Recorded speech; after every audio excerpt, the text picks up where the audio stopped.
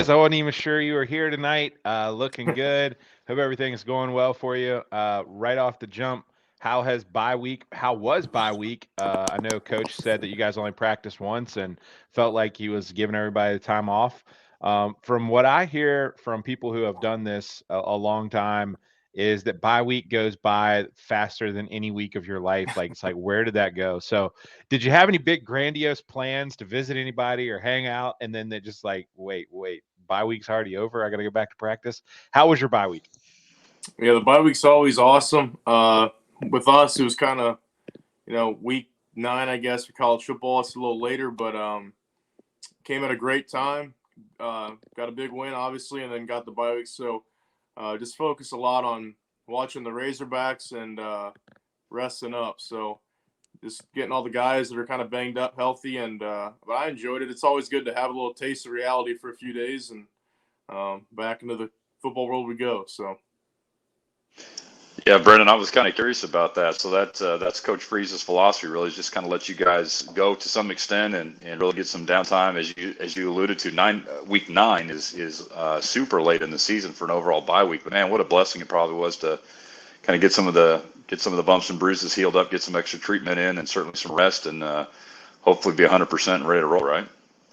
Yeah, Coach Freeze does a great job with the bye week and then also the bowl week of just treating us like professionals and giving us the time and the rest that we need, because we talk with guys that have transferred from other places and they're like, what the heck, this is awesome. So some coaches dig their guys into the ground, but he lets us really recover and get back to a full tank for the end of the season. So it's worked so far, and we're going to continue to do that.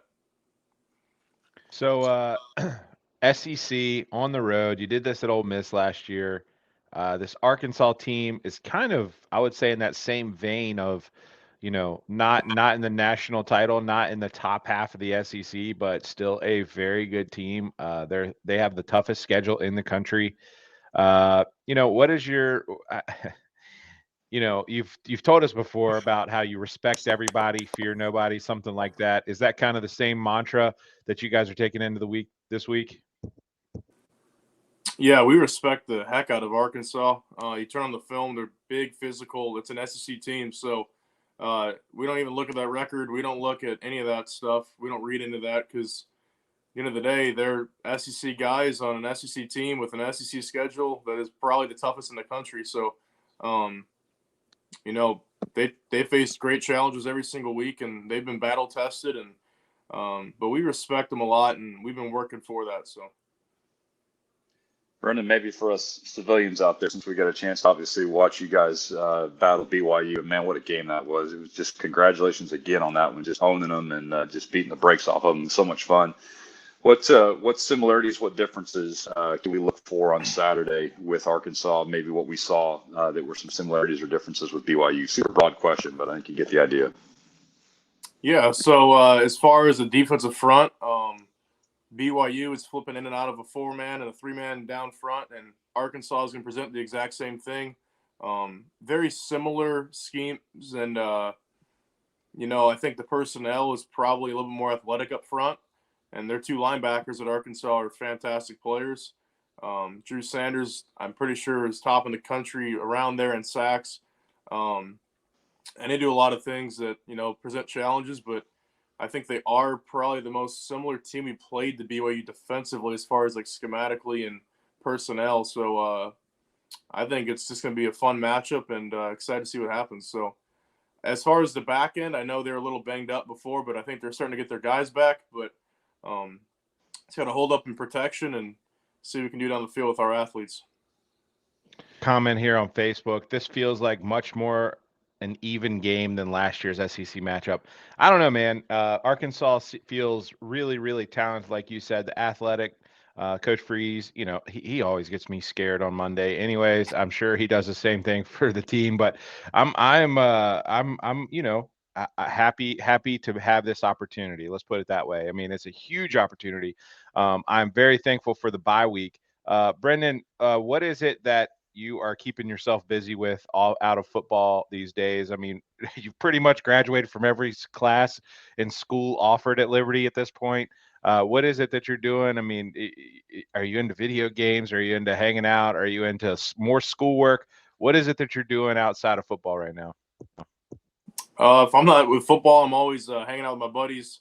Play some NHL on the Xbox, little video games here and there. Can't get too much of that, but I mean, just watching now. I think there's 20-something straight days of college football and NFL on TV at night. So just watching that.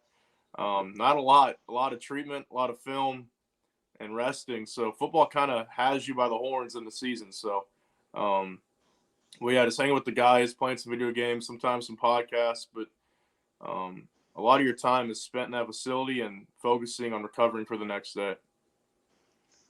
Brendan, I'm going to dovetail off of Chad's question because I think it's something that we don't see an awful lot of. But the football operations center, man, the FOC is just phenomenal. I mean, you guys have one of the best facilities in the country to hang out and bring recruits in and that kind of thing, obviously, too. What's your favorite thing to do there in the facility when you're in there?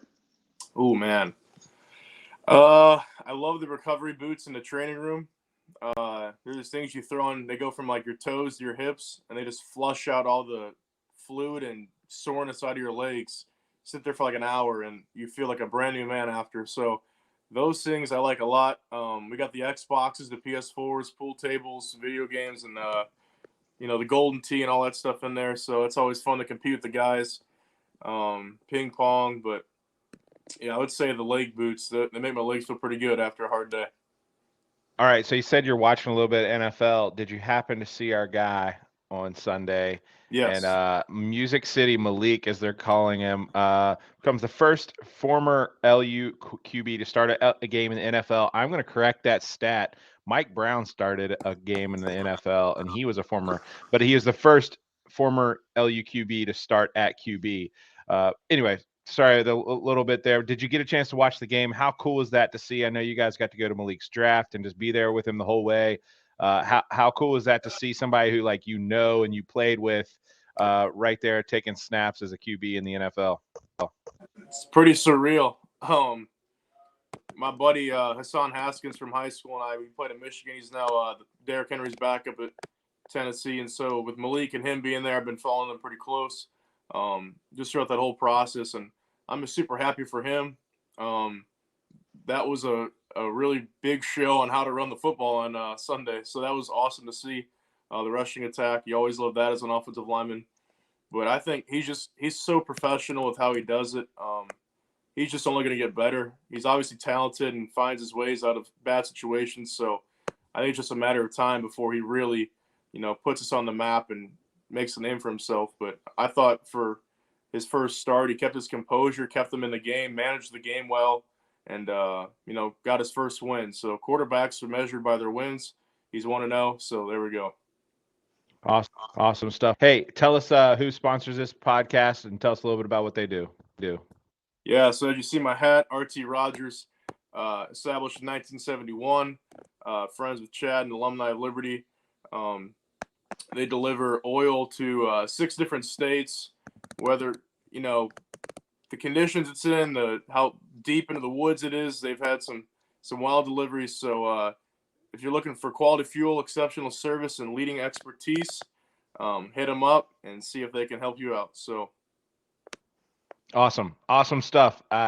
We have a question in the chat here by Will Matthews. What team does 55 want to get drafted to?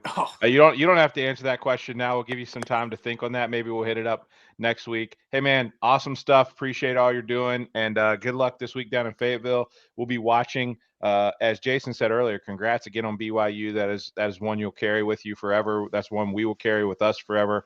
We appreciate that moment, and congrats for you on that moment as well. I appreciate y'all. Have a good one. Yep. Have a good night. Well, hey, everybody. My name is Jason Porter. I'm with Legacy Realty and Development, and it's been a great partnership here with Sea of Red lately.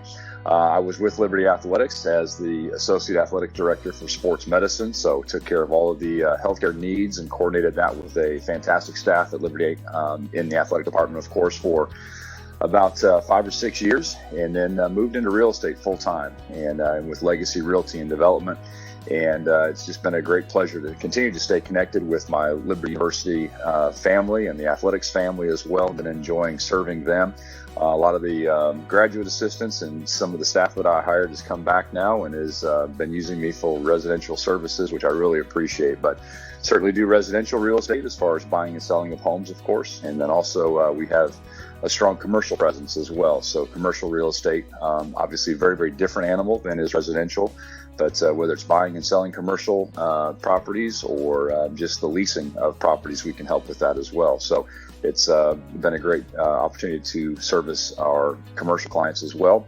And then certainly on the investment front too, a number of folks who have discovered the power of passive income through real estate and investing in real estate with rental properties or fix and flips, those kind of things. And so great joy to serve my clients in that capacity as well. The other thing that I would add too is just a very, very full Rolodex at this point of contractors and subs and just different professional contacts that I've made through the years. So if I can ever provide any of those folks to you and all of a sudden you need a plumber or an electrician or a contractor to build your deck, whatever, I'd certainly be glad to give you access to that Rolodex and those references as well. Because a lot of times it's not exactly who you know, it's who you know that knows how to do the job well. And so I would be glad to provide those services for you as well. So love Flames Nation, love taking care of my Liberty family. And if there's ever anything I can do for you, my contact information is all right here on the screen. And I would love to be a service to you and yours. Thanks so much.